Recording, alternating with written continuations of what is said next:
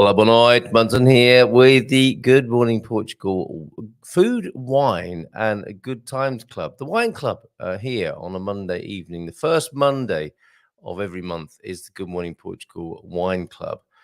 And it might look that I've had a very busy drunken weekend and only just woken up. And that's because I've had a very, very busy drunken weekend and only just woken up. So that's the truth of it. Authenticity, vulnerability here this evening. Waiting for my colleagues to join me tonight to try this, which quite honestly, I think I've had more than enough alcohol in the last 72 hours or so. But, you know, a promise is a promise. And this is Jeropiga, which is a grape. You see the chestnuts on the label there. This is a very interesting brand here in Portugal, Albergaria. And I was in a cocktail bar, which I'm going to show you. Just sound like such a lush, don't I? I was in a cocktail bar last night, and Albergaria. It was the name of the hotel, actually, in which the cocktail bar sits. And it's also a brand. It's not the same company. It's more, you know, it's a popular Portuguese term or word, which is seconded into the name of a hotel, or in this case, a alcohol manufacturer. They had an anise in the cocktail bar. I have a Jeropiga in my hand, and I know that they do ginger as well. So looking forward to trying that. Whilst I wait for our colleagues, our wine tasting colleagues, to join us, I'm going to play a little video of a wonderful cocktail bar, the one that we found last night in the Albergaria hotel here in San Martino de Porto. It is the Bar do Lem, which I found out. Funnily enough, I was in Nazaré this afternoon, and there was an exhibition of life in Nazaré, and Lem came up. Didn't know what Lem meant. Do you know what Lem? I'm not going to tell you just yet, but Lem came up last night. It's the name of the bar. Found out what it meant, and it came up today in Nazaré, which is the basis of. It was an installation, and it had the word Lem on it. With some interesting life guidance right there. So let me just show you this. The local, one of the two cocktail bars I was in at the weekend in San Martino de Porto. This one I hadn't been in. I've known about San Martino. I've lived here for a couple of years, have known about the place for 6 years, have seen this place, but had never set foot into it until last night. Here it is. Well, this is an extraordinary situation. I'm in my own town and going into a cocktail bar that I've only seen closed until now, and this is Casa do Lem, which I found out from the owner here has been closed for the last 3 years because of COVID, and he's just reopened, so we're going in. Look at this, isn't that beautiful? Cocktail bar in San Martino de Porto. And who's this sat at the bar? Who sat at the bar in the cocktail bar? Johnny Cocktail, of course. Good evening. Fancy seeing you here. Where else would I be? And it's lovely and warm in here. And there is something here. I think this is a boozometer or something like that, this machine. We're going to make it go higher. Okay, whatever happens, we're going to make it go higher. Faster, higher. And this is a beautiful bar here. Look at this. Is this amazing? And the owner, he says he's been here 14 years, so he must have started when he was about 5. Maybe 6. Maybe 6. It's an incredible place. Look at these beautiful, just incredible, I don't know, what are they? Paraphernalia, cocktail paraphernalia. A foghorn. Incredible lighting. Lovely nooks and crannies. Oh, a sound system as well. This looks like it might be the place to do our soul and jazz club, right? Through the portholes into another room through there. You think you know San Martino de Porto, and then you discover a new place, a new experience here with these incredible devices and all manner of things in here. T-Duck, you're going to love it when I bring you here. Obligatory TV. And a Portuguese billiard snooker table. What is different about this table? What is it about this table that's somewhat odd? What? No pockets? Right, we're getting 2 daiquiris mixed up here. So I'm going to go back and join Johnny Cocktail now. Oh, is this the Bee Gees in a little porthole here? Look at this for you, Mrs. M. One of our favourites. It's the Bee Gees in there and Too Much Heaven. Superb. And a 3D ship here. He thought that was a painting, and then you realise it's in relief. It's actually a model. This is incredible. Like, there's the red light then to stop filming and to come back and join Johnny Cocktail for our daiquiri here. Oh, and here's our owner here. Olá, boa noite. Boa noite. Look at this, perfect. Sorry, I didn't catch your name before. ¿Cómo se llama? Rodrigo. Yeah. Rodrigo, mucho prazer. Here we go, our daiquiris are coming up. So I'm going to stop filming and get ready to drink. Have a great evening, have a good morning or a good evening wherever you are watching this tonight, and maybe see you in here at some point. Wow, what a place, what a discovery. I do believe the Austins are ready to join me. Oh, as soon as I've said that, they've disappeared. So hopefully they'll come back and join us in a moment. The next thing to share with you with this evening out in this new cocktail bar, well, a very old cocktail bar in San Martino de Porto, but new to me, is Johnny Cocktail trying the Beral, which he did, as well as 3 cocktails that I tried. He also had to try the Beral, which he hadn't. He's been in Portugal for a little while. He hadn't tried the Beral. He did last night for the very first time. So here's a foreigner trying Beral for the first time, and their reaction to the national classic. Well, this is a sacred and special moment. Johnny Cocktail is trying his first Beral here in Portugal.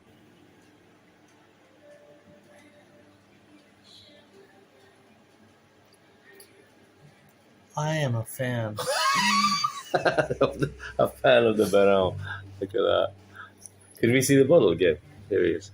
Rodrigo is helping us out here. It ends very cleanly. It has a little bit of a vanilla note. It has a little bit of a vanilla note. I could see all over his face there that he was a fan. Now, I'm wondering why my co-host tonight, when I just mentioned they were going to be on the screen, just suddenly disappeared. So I've got to send him a quick message. Are you joining me? This is a message that's going over to Al Viagra to see if they are joining me this evening. We've just had an amazing weekend. Like I said, I went for a little snooze on the sofa this afternoon because things were really catching up with me. And I said to my son, "Can you wake me up about 7 o'clock?" I don't actually know what time I went for my snooze, but I heard him say at some point, "I think you might need to wake up. It could be 8 o'clock, or it could be 7 o'clock." I think he said, and it was actually about 10 minutes ago. So here we are. We are here tonight and ready to try the Jeropiga. And I'm hoping that the Austins in Alvagra will be joining us to do so.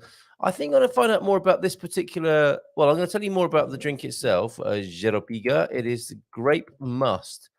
And as I understand it, it's very seasonal. You know, we are in the Magusto time of year where Jeropiga will be drunk and chestnuts will be eaten. It's that time of year here in Portugal. And I think I'll do my best to find out more about Albergaria as well, the producer of this particular version of Jeropiga. I don't think they are the only ones. It's a generic term, Jeropiga, rather than a marketing brand. This brand Albergaria, I will tell you more about because I think they're an interesting company and they've been operating since 1972. Not as long as the people who make Licor de Merda. But the Albergaria brand, I think, will be an interesting and notable one to take a look at. So I'm doing some hasty research on them as well. I'm hearing a little beep there to tell me that the Austins are joining me. Do you want to give us a thumbs up, folks, if you're ready to join me on the screen? There's loads of thumbs in Alvagra tonight. That's a blooming relief, I've got to tell you. Being you. Way! There are some familiar faces. So how's everyone doing this evening? Ben, our resident mixologist, mixer, and alcoholic advisor, as in an advisor about alcohol, in case you took that a different way. Ben, how are you this evening? I'm doing great, thank you. Excellent. I got back from college not too long ago, and yeah, ready for some Jeropiga. This is the first time we've met since the clocks have gone back. It feels properly wintry now, doesn't it? And I imagine coming home from college in the dark as well. Ginny, how are you this evening? Good, thank you. You? Excellent. There's quite a lot of showbiz still going on. I woke up 10 minutes before showtime. It looks like Gary's put in a whole lot more preparation than I have tonight. Here he is. Linda, how are you? I'm fine, thank you. Excellent. Looking forward to the Jeropiga, no doubt, as well as your suggestion, I think, wasn't it, Linda? Yes, I think it might have been. Yeah. Is it a favourite of yours? Not particularly. It's just that it seemed relevant at this time of year because Yeah. of the Magusto festival, which is for the casta. How do you say Castañas. Castañas. Castañas. Yeah, that's right. So, did Gary? Let's ask you. Did you roast any nuts tonight? We have got some roasted nuts on the table. Have you really? We have. Wow, fantastic. So you've gone the whole hog, doing it in the traditional way. That's wonderful. How are you this evening? Busy, as always. Got a bit of a problem with that camera, keeps shimmering, but you'll just have to. Not to me, it doesn't. There's no shimmer here. So on the curtains behind, I can see like a. Oh no, we're not getting any of that. You know, oh, the old sort of checked shirt thing. No, nothing like that at all for us. So we're good to go as far as I'm concerned. I have mine here. You have yours there. Is it the same bottle, same brand? You did get me a bottle, Carl, but I saw past this one in the supermarket today. I thought just for comparison, I'll try a different one. Okay, all right. So that is Cantonada, but not as in Cantonada as the place. Yes, it's made there. It is. It is made there.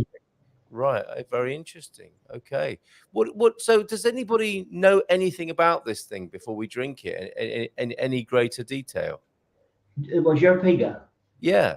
It's like a fortified wine, basically. It's I think it's got aguardent in it. Beefed up with aguardent. All right. Somewhere, I would say, akin to somewhere between port and sherry in its taste. Yes, I did have a little bit of a sip actually. I've got to be honest, because you've taught me this. You taught me this. You know, when you open a bottle, I mean, this is only in the last few minutes.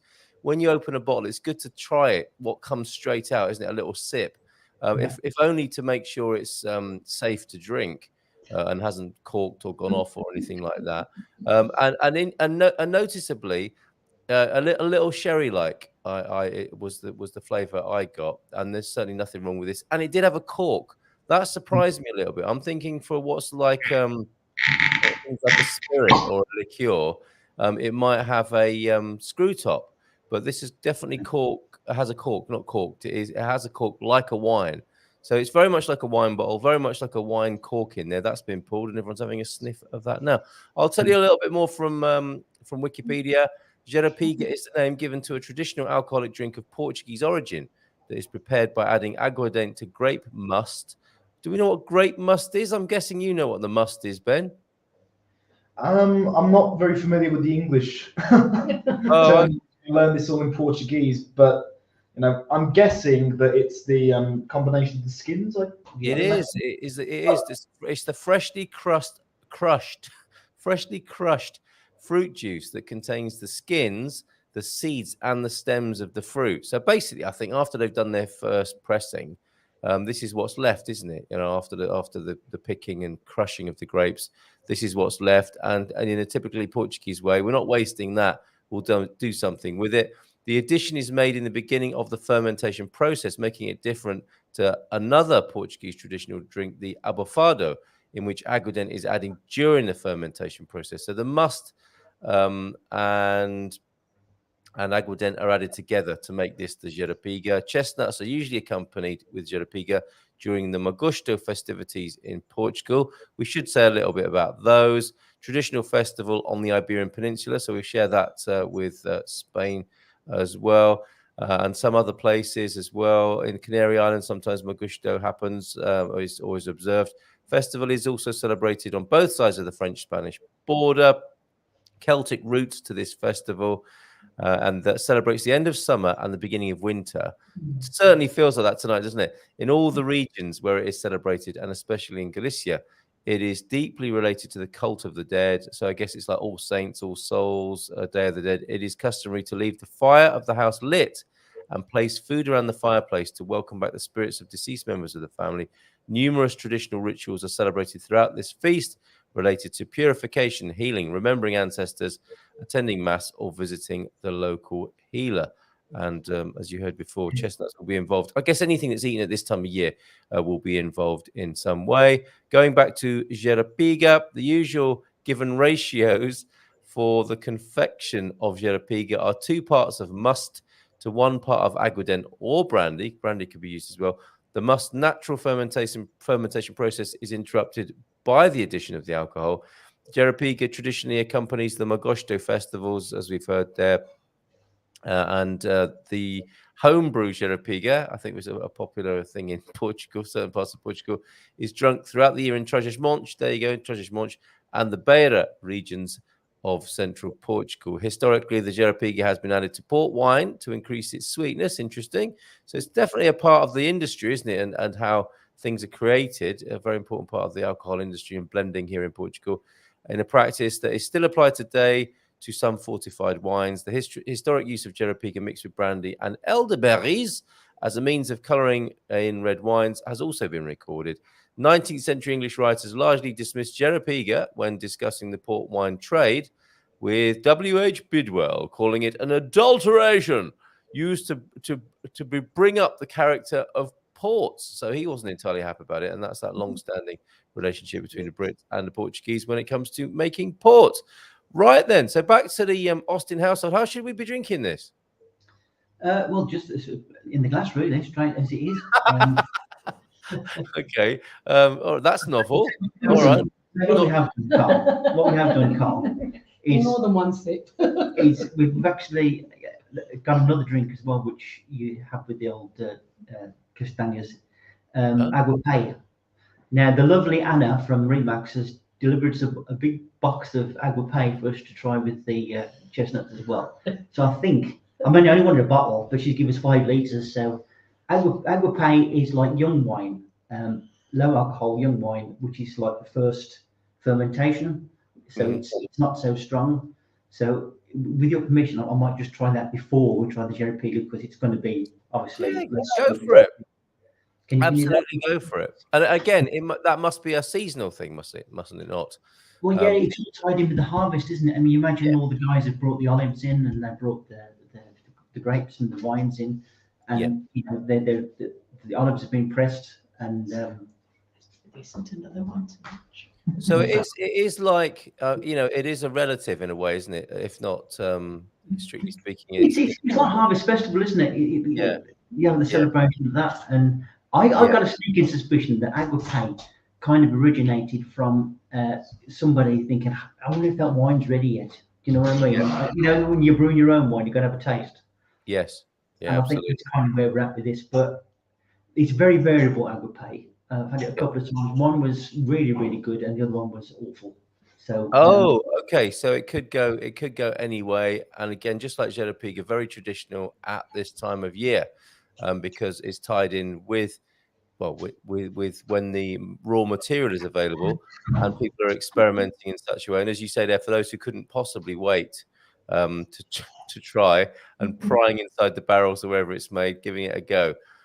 We have some folks with us we have Nubionet joining us. Thank you. And you're absolutely right, Nubionet. Hola, y'all. Carl, hair of the dog. It really is. I was thinking to myself, I couldn't possibly drink any more alcohol today, or probably for the rest of the month. But this is the wine club for this month. Interesting timing, and I'm going to a very elaborate wine tasting on Wednesday. It's just something about, again, probably the time of year. So you're spot on there, Nubionet. And hola, amigos from Michael and Catherine Whitby. It was lovely to see you at the weekend. I thought this was 9. I'll have to rink on. What does that mean? I have to rink on. Just roasting my chestnuts. Okay, well, what you do in your private life is your business, basically. But we are going to the agua. Have your glasses been charged then with agua? Yeah, and we did the normal. Got a smell. Got a nose. It's actually quite fragrant, isn't it? Mm-hmm. Is it looking just like red wine though, sat in the glass there? Yeah, red wine, but a cloudy red wine. Yeah, not as filtered. And sometimes you can get a bit of fizz going in it because of the carbon dioxide. But hey ho, let's give it a go, shall we? Right. Oh, the fizz from the early fermentation. Okay, so fizzy red. What does it smell like? It smells like soles of feet. Do you know what? That's not bad. That's not bad. Yeah. I'm pleasantly surprised with that. For knowing what it is, it's like unripe wine, really. Is that how it gets its name, do you think, Ben, our Portuguese scholar here? Aguapé. I mean, is that because it's the first crushing? It might be. There is a very loose connection there. You know, pay might be an old way of saying Yeah, it. right. We might be onto something here. We should write a book. Okay, so yeah, definitely in Portuguese it can actually mean like that. full leg, can't it? You It know, also pay also means stem, and I know that's that's the stems, isn't it, of the grape pomace. It says aguapé, traditional alcoholic drink from Portugal with a low alcohol content, as you said, Gary, resulting in the addition of water to grape pomace. There's another, as well as must. We're learning about grape pomace, the stem or the stalk, and brandy. So pay does mean probably here more appropriate to think of it as the stem pay rather than foot. And along with Jeropiga, is generally made for consumption during the Magostos, which is the time we're talking about this year. So tell us more. What do you think? Well, this is the sort of stuff you drink with a feast, isn't it? Really? And you can drink quite a lot of it because you're not going to get bombed out of your skull. It's slightly alcoholic, very fruity. Yeah. And quite a mixture of taste, really. I mean, I expected it to be a lot sharper than that, and a bit more, I think. Oh, what, because it's so fresh and unrefined, it might be a little bit lively and boisterous to taste. Yeah. But yeah, that's a good one for me. Yeah, the glucose hasn't turned into ethanol. It's not sweet, is it? No, it's No. Well, it is. It's sweeter than I'd say. It's sweeter than usual wine. Well, it's a young wine, so what's it? Glucose, fructose in fruit. Yeah, hasn't had an opportunity to turn into ethanol yet. Yeah, you're right. Because it's got a slightly kind of caramelly flavour to it. Yeah, it has a naturally, because it's a younger wine, has a higher tannin as well. Yeah. You've got a point there. I'm surprised. I expected to be one with your shoulder flies up in the air. Hey, yes. But it's not. Okay, and in the new tradition of the wine club, 2 bottles then in your household, the Aguapé and the Jeropiga tonight. So well done for squeezing another bottle, even another genre in this evening. So Aguapé being introduced to those wine aficionados, learning more about Portuguese wine this evening. Aguapé and Jeropiga, which, should we return to that now, or do you want to tell us a little bit more about the Aguapé? No, I just wanted to throw it in there because not a lot of people come across it. They're all like straight onto the red wine and stuff. But I don't know whether it's the same in cities, but out here in the countryside, Aguapé is more common to have. So in rural communities, they'll probably drink a lot more of this at celebrations and stuff. Part for parties, I think. Parties. I mean, you don't want a load of drunks rolling over your patio, do you? I mean, It's more of a sort of A social a thing. social thing, and it's village by village. Yeah. If that makes Oh, sense. so Rather is it, than household and- Ginny, is it the sort of thing then you'd find in a 5-litre plastic bottle rather than something that's been Well, bottled up? Exactly. we've got 5 litres sitting in a box at the back of the camera. There. Yes. So it is a local homemade thing. You're not going to find this necessarily in the supermarkets. I don't think you'll see it in supermarkets now. Yeah. It's probably governed by some EU law that it can't be drunk because it's not.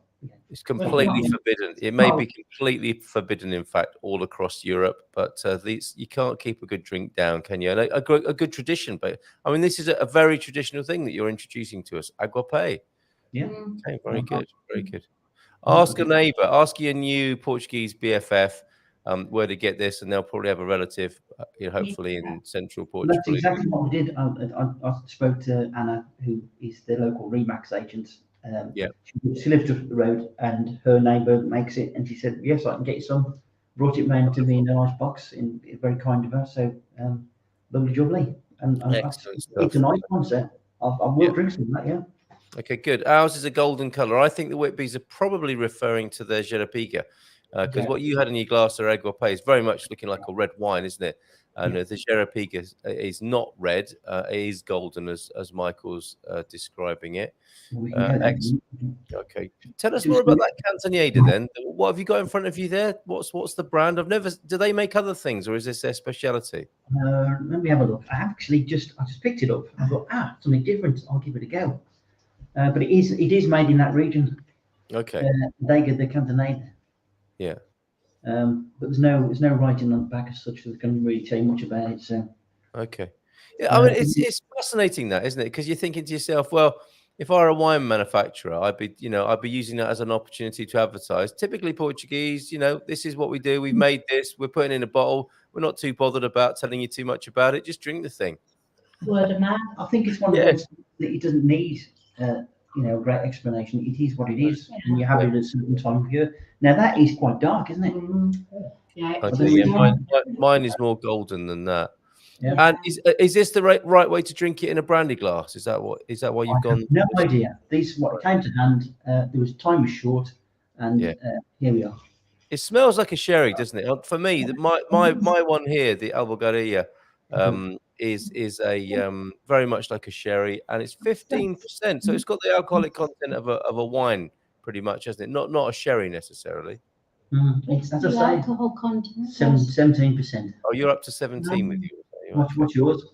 15.5. Oh, well, you see. Well, that's Better quite class like of. Oh, that's definitely a sherry more than a port, isn't it? Yeah. Isn't it? Emily, Tastes just like sherry. Yeah. So why would to me this if it was being tasted and tested by aficionados, I would have thought this would have soon got the reputation or the name. This is Portuguese sherry. It's really like a sherry. It is. I thought that the first time I tried it. It is a sherry, but it's a bit more porty than a sherry. It's on the port side of a sherry, I think. Oh, well, because it's not as sweet, perhaps. It's got more sort of depth of flavour and character to it than a sherry. Well, on that basis, I've popped an ice cube into mine. I think that's going to be really nice to cool it down a little bit. Yeah. I was going to say, should we have some ice? But maybe we won't now. Very nice indeed. Excellent stuff. Yeah, I like it. It's a Nice dessert. fruit. It's almost like a Yeah, dessert it's drink, isn't almost it? like a fruit salad. isn't it, Yeah. with Christmas fruit. Yes, it lends itself, doesn't it, to that trifle. Yeah. Mince I was pies. going to go more down the figgy pudding route. Figgy Yeah, pudding, figgy yes. pudding, Oh, yeah. that's not really. It could go very well in desserts, couldn't it? This Oh, thing here. Now, Ben, I was in Casa de Lem last night. Do you know that cocktail bar in San Martino de Porto? You obviously know the town. Casa de Lem. Yeah, do you know it? I didn't realise it was a cocktail bar. Let me just roll VT again and cast your mind back to see if you've ever been in this place. Well, this is an extraordinary situation. I'm in my own town and going into a cocktail bar that I've only seen closed until now. And this is Casa de Lem, which I found out from the owner here has been closed for the last 3 years because of COVID, and he's just reopened. So we're going in. Look at the Rudder Bar. Lem means rudder. I will disclose that now. It is the Rudder Bar. Have you ever set foot in there? It was the first time I'd ever been in there, having lived here for a couple of years now, and known. You know it. Too long ago, didn't About we? a month and a half ago Yeah. to have Irish coffees in there. Oh, really? First time we saw it open. Yeah. We hadn't noticed it open before then either. Lovely place. Nice. Yeah. Yeah, incredible bar, great experience, and I was in there with Johnny Cocktail, and that's why the reason I'm feeling a little bit jaded today, and why this is quite nice in a way, as Nubionette says, hair of the dog. We started with a daiquiri. Check these out, Ben. Oh, lovely. First off, a daiquiri, then we went to a Negroni. That's a Negroni. Yeah, and then that's me eating a Francesinha. I can't. That wasn't in there. And what's this? Oh, a beer festival. No, sorry, that's not it either. But anyway, I had a maricão. Do you know? Do you know what a maricão is? Maricão, is it some sort of is that some sort of variation of a cocktail they have there, a speciality, or is it? It's based on the Marquinhos ginger. So it was ginger with crushed ice, lime, and tonic, maricão, which went with the Marquinhos brand of ginger, and it was superb in there. And we got talking to Rodrigo, who owns the place, and Johnny Cocktails. Imagine we'll be talking a lot about cocktails in there. What do you think if you were chatting with Johnny Cocktail tonight and you're drinking this Jeropiga drink tonight, a lot like a sherry, as we've been saying? What would you mix it up with? How would you develop this drink? That's a very. I was kind of thinking of that in the back of my mind. What can we? I could go multiple routes with it. It seems like something quite versatile. We could go down something like adding a bit of tonic to it to complement the taste, maybe take away from the sweetness, elevate the aromas it has a little bit. Yep. Or we could go completely wild and crazy and add lime juice, try and make it something a bit more exotic. I'm just trying to think of things in my head that would go that complement that. Well, keep thinking, and it'd be great to give the Jeropiga a twist, a kind of remix, and put it into a cocktail. I've got 23 seconds of video of Michael, who's watching tonight, who was in there, who discovered it. He followed his nose and found this delightful place in a way that us locals here haven't found it in town over the weekend. And this is what Michael's video of the Casa de Lem.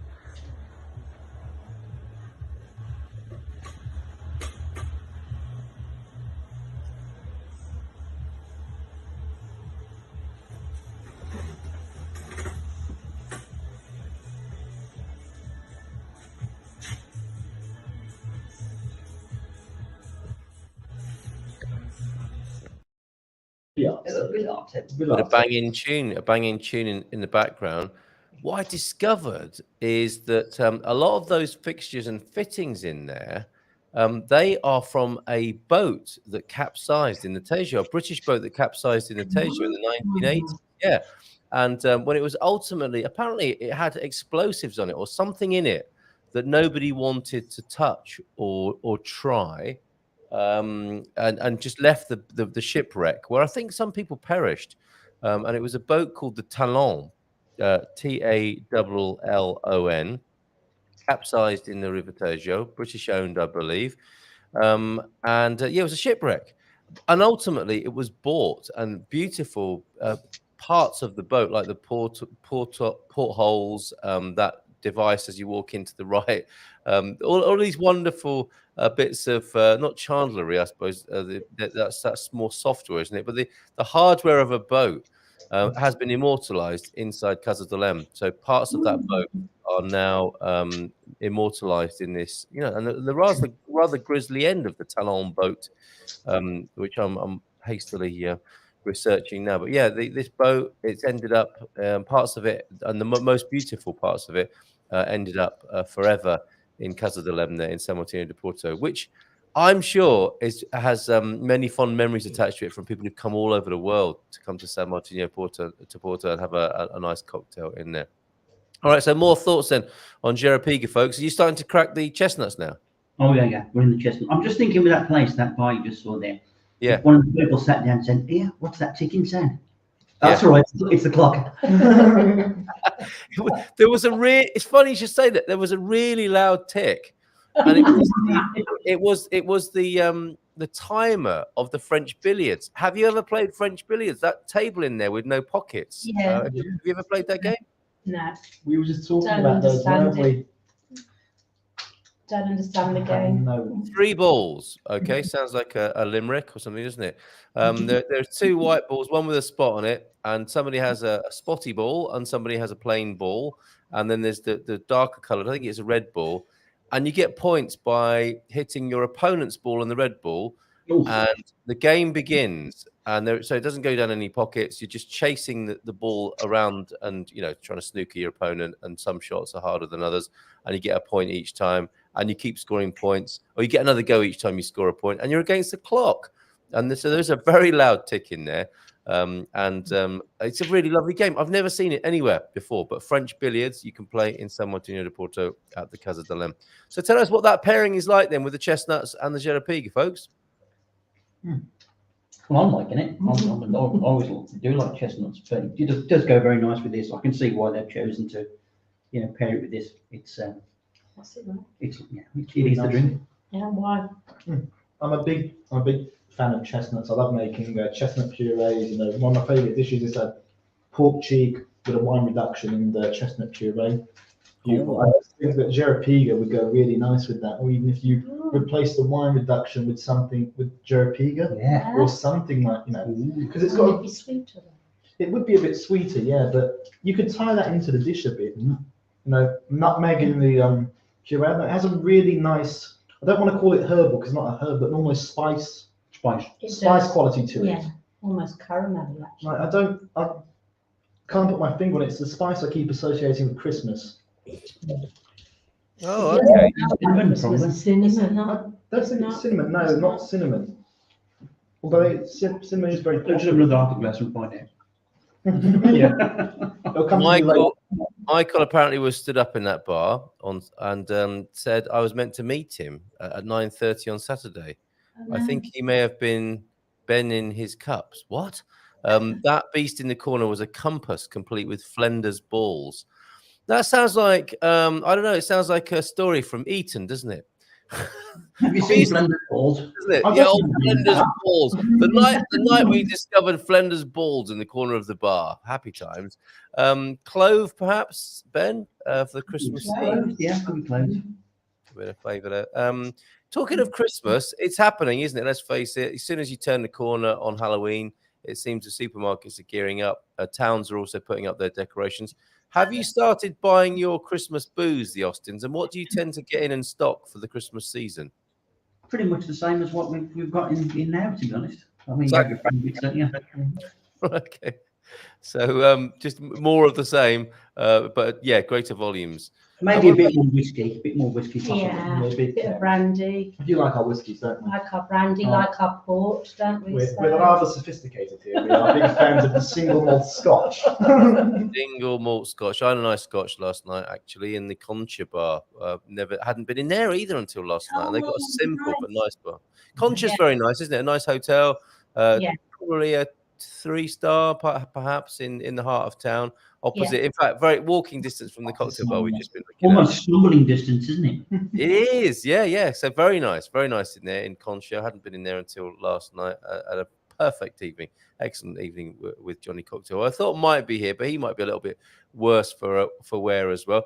So, anything else you want to tell us? What else have you been boozing at the Austins? Any other nice discoveries? You are the stalwarts of this club, and of course, before we go tonight. We need to decide what we're trying next time, which the Whitbys might like to do with us, mightn't they? Because they are great aficionados. They've even made a wine themselves. So the Whitbys, if you'd like to host next time, you're very welcome to it. And on that basis, you get to choose. Any other discoveries? Anything else you want to tell us about the Austins?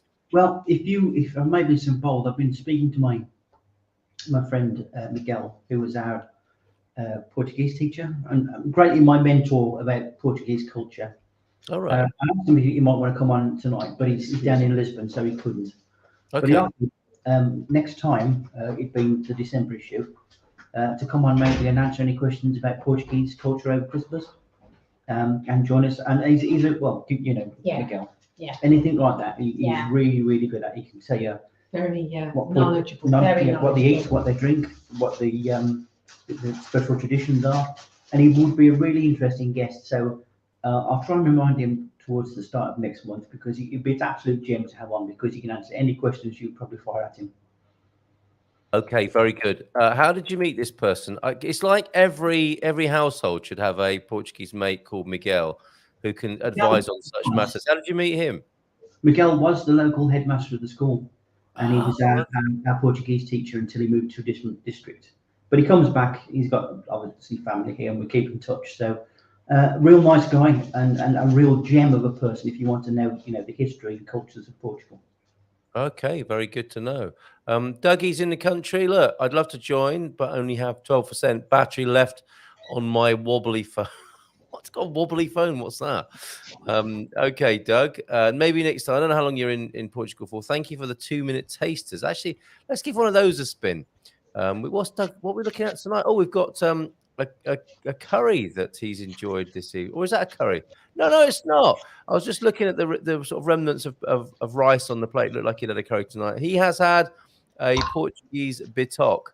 And what's all this about you not really liking Portuguese food? Sounds like not exactly true. Looking at your empty plate there. So Pera, part 1 is what we're going to have a quick look at now. We have Nunu saying hi as well. Hi, Garvo, this evening. Good evening to you, Nunu. Great to see you tonight. And we'll load up a 2-minute taster from Dougie. More of those to come on the morning show, of course. Let's have a look at something from Pera. And what's this? 1 minute. Yeah, 2 minute taster, of course. 2 minutes 7 on this occasion from Dougie. Oh, hold on a minute. I've got to make a little bit more room on the video deck here. We've played far too many videos just recently, so I'm just making a bit more room hastily. 2 minutes 7 tonight. Pera, the Pera that's down in the Algarve, not Castaneo de Pera, where we went for that wonderful beer festival where we saw Frank. And we're going to go there next year. Johnny Cocktail's going to come along with us for that. So we're going to go again, aren't we, next year, Garvo? Absolutely.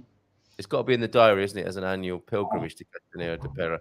This is Pera in the south of Portugal. And we'll come back after this and chat a little bit more about Jeropiga and other things to do with Portuguese wine, food, wine, and good times here in Portugal.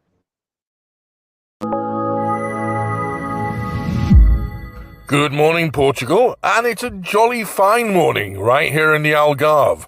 Time for one of our 2-minute tasters. Good morning, Portugal.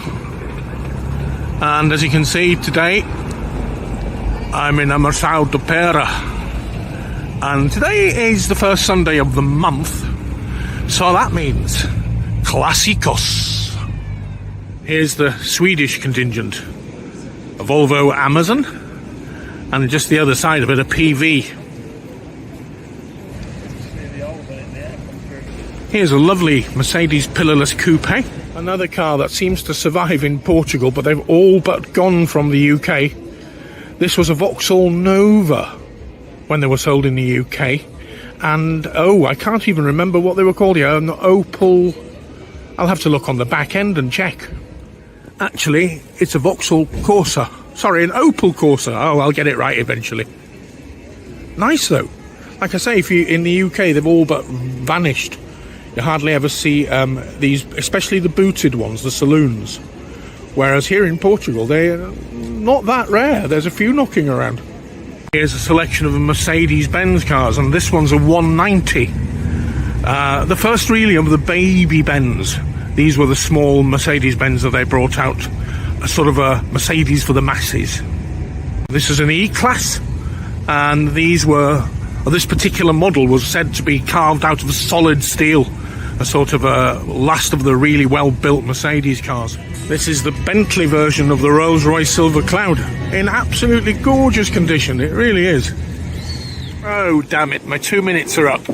So what I'll do is I'll make a part 2, a Pera part 2. So I'll see you soon. Ciao for now.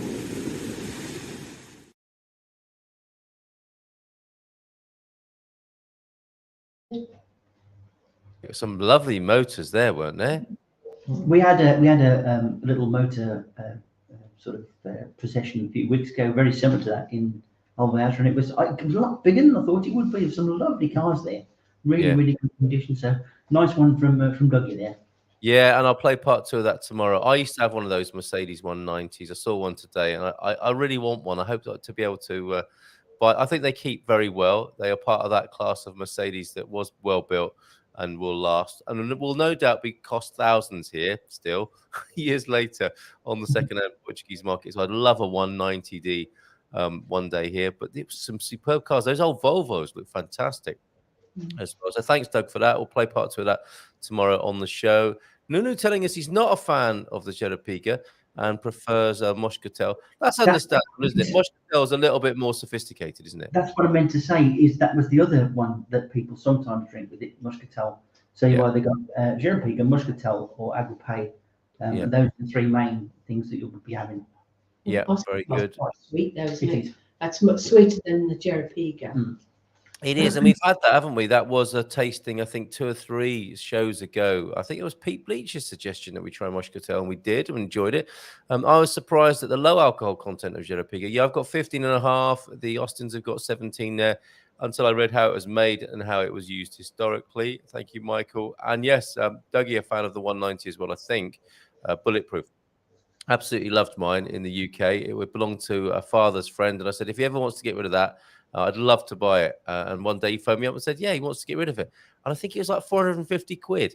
I think it's going to be a lot more than that. Even an old one here in Portugal is going to be a lot more than 450 euros. I'm sure they're keeping their value over here. But if anyone sees a 190D, I'm interested with the steering wheel on the right side of on the side you need here. You get yourself in trouble there, aren't you? Yes, that's right.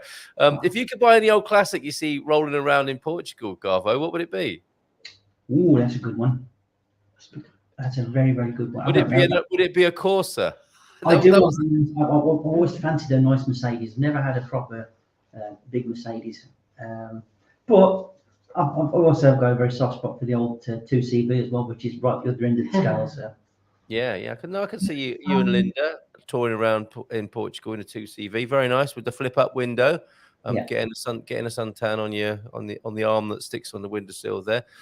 You have superb taste in cars, Carl. Awesome vehicles. Well, that's good to know. Yeah, I have heard it referred to as the African taxi, the 190. There were more than 190 taxis than private cars, I think. Yeah, well said.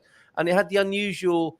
When I got it, I thought, oh, they've messed around with the wing mirrors here. It's got, asymmetrical, weird wing mirrors. It looks like one of them has been replaced, but they had a different asymmetrical wing mirror assembly, which was a bit of an oddity about it. But yeah, bulletproof. It was lovely to drive, really solid. But you're referring to it there as the baby Benz, interestingly. So it felt quite big to me, but yes, I'm sure there are much bigger Benzes.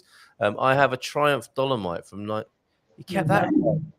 My parents had one of those, a Triumph. I think it was a Dolomite Sprint from 1972. We saw a lovely stag on the show this morning, a Triumph Stag that Dougie had also captured for us. And Douglas, yeah, they're comfortably as well as solidly made. I think he's talking about the 190 there. Gilchrist is here.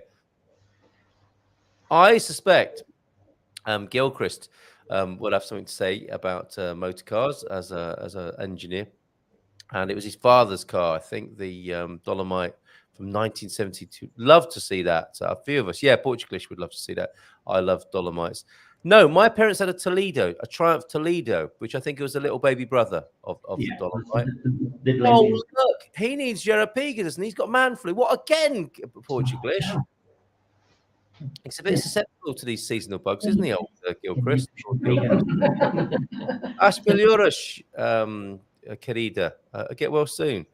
Okay, so some closing comments. We've been talking for 50 minutes about Jeropiga. Who knew? I'm a fan. It's got to be in the drinks cabinet, isn't it? If you're in Portugal, it's got to be in the drinks cabinet, Gary.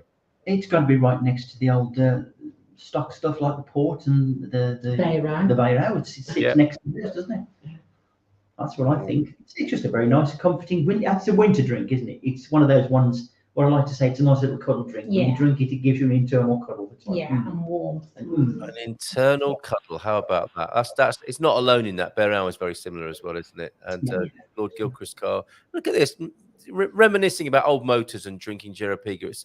It's a good combination. Chestnuts, old cars, and Jeropiga. It's a perfect trio. Andrew, one day I'm going to ask for help from you. Sounds a bit ominous, doesn't it? Yeah. Mafia boss whispering in your ear. Where you live. That's right. I love Portuguese attitude to cars. Run them till they go pop. That is green for you. Green as in environmentally friendly. Yeah, I've never thought of it like that, but you're absolutely right, Dougie. No, I know these cars intimately, the Toledo, and that also sounds like something you don't want whispered in your ear. I know your car intimately. Ooh. Right. We'll get well soon, mate. Ben, did you have any more thoughts about how to immortalize this in a cocktail mix? I did actually, and I went ahead and did one off camera. So did you? What you got? Tell us about it. Yeah, so what I did was I gracefully used some of this gin that you gifted me after the. Oh my word, the Sharish! Look at that. Yes, it is really nice. I really enjoyed that. I'll just put that back on camera there. Love, and there are 3 variants I noticed last night. They do a blue, don't they? Do a blue gin, something else, and the classic there. So some tonic to go with that as well. Yeah, tonic, and I put that together. So equal parts Jeropiga and gin. Top the rest off with tonic. It's notably in the wrong glass. It's in a brandy glass, and the idea of that is Get your hand around and warm it up. We don't want to do that with this. It's got ice in it, so probably serve it in something a bit different. But yeah, I was just tasting it, sampling it. I think it's missing a certain something, definitely. It's either missing a bit of citrus in here, like a slice of lemon, lime, lemon or orange. Orange, yeah, a bit of orange. Because you could have orange and clove in there and make it very Christmassy, like you mentioned before. You could. Well, I was thinking of a different route. If you wanted to, you could add a herbal taste to it, a bit of fresh rosemary or something. Very good. So the Jeropiga was born here. The Jeropiga. Remember where you heard it first, here on the Good Morning Portugal Wine Club. Whitby's, do you want to do next month's? The invitation is there if you'd like to. And Miguel may be coming back, of course. Gary and Linda's pal, who knows a lot about booze, Portuguese booze. It could be a masterclass with him as well. We'll see how that shapes up. Dougie's going out in the Algarve. Time to go look for some nightcap and a nice crepe. With ice cream and fruit. Villamora, here I come. Nothing like a good crepe after dinner, is there? Easy. And I went to Gelatomania, the growing chain that is Gelatomania. And my boy had a fruit crepe with stracciatella ice cream. It was delicious. Stop giggling, Gary. You've got me. I'm sorry, I'm too. Do you like a good crepe from time to time? You know, might clear the old constitution. Right. Clear the pipes. Good luck, Dougie. Finding a nightcap and a nice crepe. When you sign off in the end of the evening, so I'm sorry, I've got to go for a crepe. Yes, give it 5 minutes. Evening Austins and evening Munson. Portuguese Andy. Early fall can make people sick here in California as well. The change of seasons. It's a human body. It is susceptible to these changes, of course. That's why you have the citrus, isn't it? That's why you have Beryl, and that's why you have a duvet. So get well soon. Get well soon. Oh, look, he's blaming the grandkids. He's a school bug. All right, well done. Well, we My used to pal. It's called Crepe Suzette, and I can't read the rest of that out. I'm drinking lemon Tito. That's got to have some cheap whiskey in it as well. What are you thinking, Andy? That's got to have some whiskey in there as well, or something Portuguese and boozy. Have you done high-end aguardente, or is it just the way you walk? We have done high-end aguardente, haven't we? We did, yes. And low end. We did low end as well, if I remember rightly as well. Yeah, yes, that's the all right. Okay, you're a proper barstool. Talking of crepes, yes.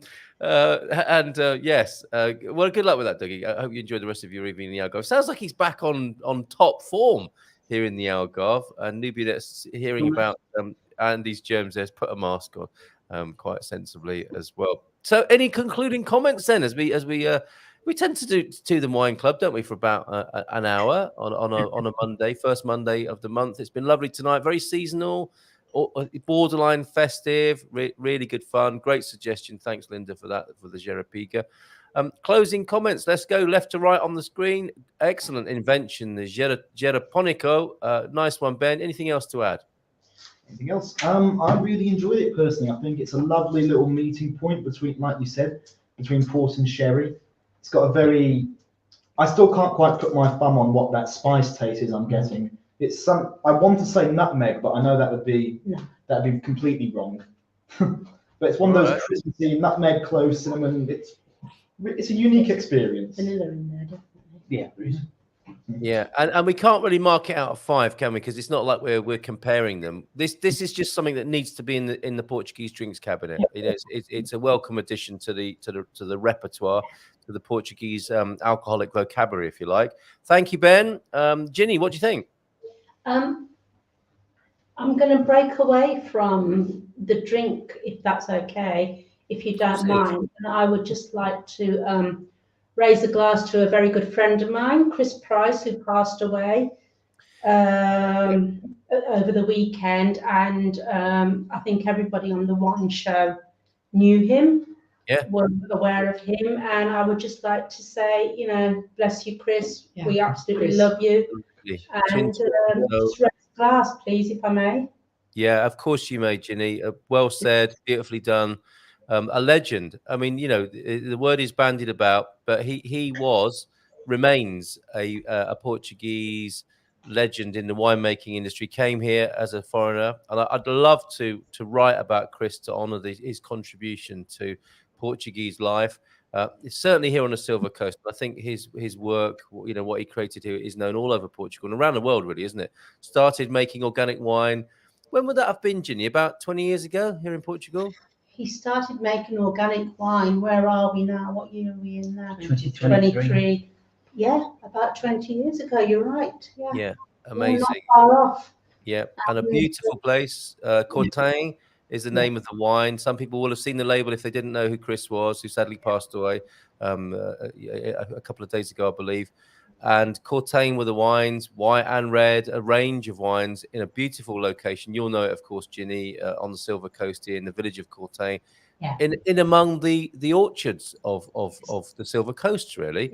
Exactly. And he'd moved on, I think, from Cortain, which you can still go to, and was still making his own, wasn't he? He was still making his own wines in his own vineyard, and just kept busy, kept making that contribution, and was just amazing. He was one of a kind, wasn't he? He was part of an era as well. There won't be men like him, I don't think, going forward. He was of an age, of a historical age, and of a type of character that had that sort of very adventurous, go anywhere, try anything. What we call the eccentric. I can't say Englishman because he was Welsh. So, Right. but the eccentric sort of British man, and he started a new company called Wine Eccentrics, where he was going to invite all the smaller winemakers to come together under one roof and promote themselves, which I thought was a fantastic idea. And we were still doing that together. We were still working on that. Oh, bless you. Well, I'm hoping we can find a way to honour the memory and contribution of Chris and the Cortain that people will know.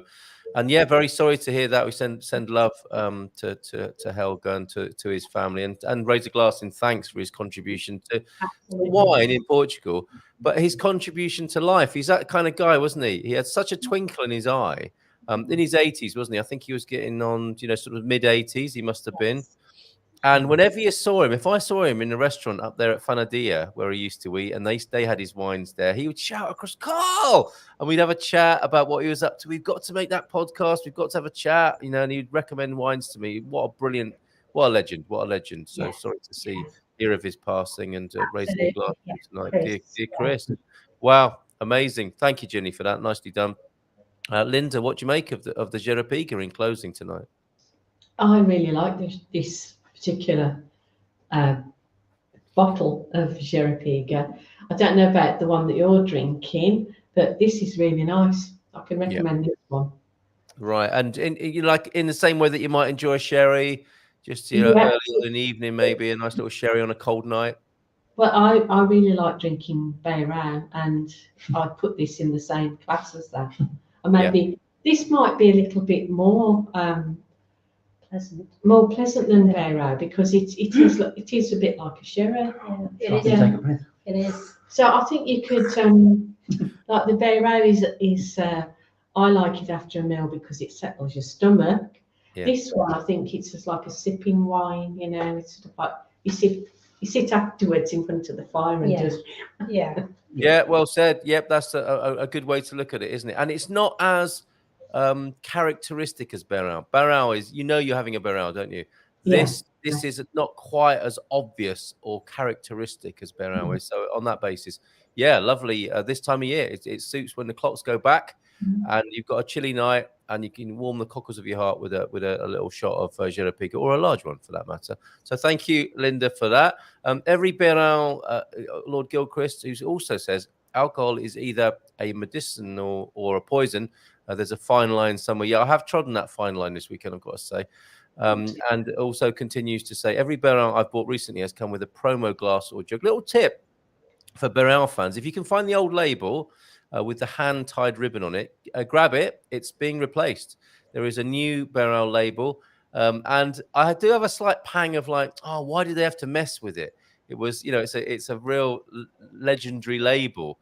an iconic thing here in Portugal. And of course, I understand as well, from a marketing point of view, brands have to update from time to time.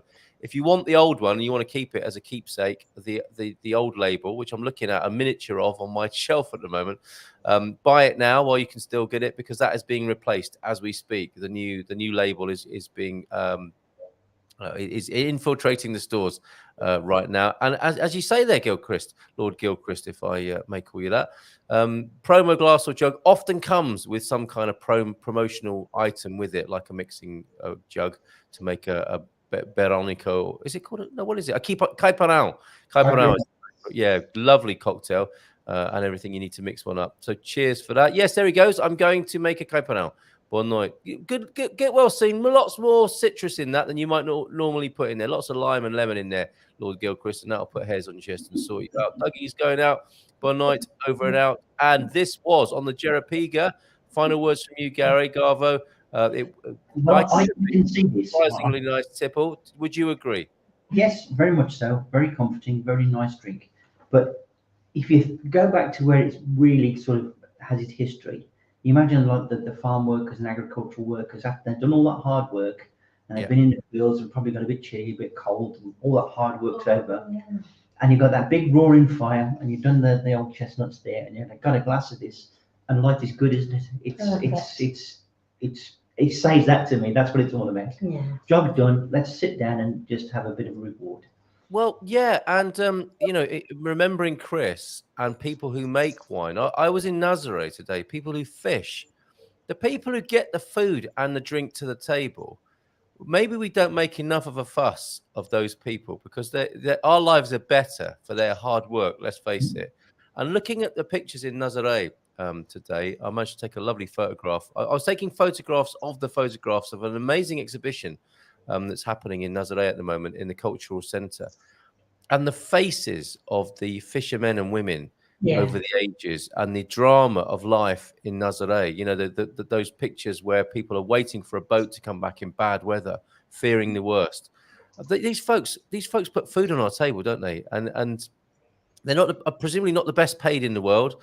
And like you say, the wine manufacturers, they've worked hard. They've picked the grapes. They've processed the grapes, and they sit down and have a well-deserved snifter of Jeropiga. So maybe we should raise a glass to those folks as well, who put food on our table, who make this possible for us. Who work really hard and that thoroughly deserve a drink of their own produce. And here's to you all, people who work hard to make food and drink available to us. Yeah, thank you so much for that. And a little bit of a sun. This is a sun setting. I'll make this a tribute to Chris as well. This is Nazaré today. I'm sure he loved Nazaré. And there's the sun setting there earlier on today in the distance there. There were rainbows in the sky. So, let's remember Chris again from Courtain. Thank you so much, Chris, for all your contribution to our lives. You made the world a better place for sure. You and your twinkly self and your wine production and what you loved about wine, what you loved about Portugal. So remembering you fondly tonight. Okay, let's leave it there, and we will have another tasting on the first Monday of December, won't it? So perhaps it will be a seasonal thing, a Christmassy thing, and the Whitbys might pick up and run with. The invitation is there for you. Thank you, Linda, for suggesting Jeropiga tonight. Thank you, the Austins, for being here and chatting about Jeropiga this evening. We'll leave it there, and we'll play the outro. We'll have a little bit of a lock-in, shall we? And have a little bit of a chat. Yes. Bye for now, everybody. Cheers, the Austins. Take care. Bye. You tuned in tonight. Bye for now.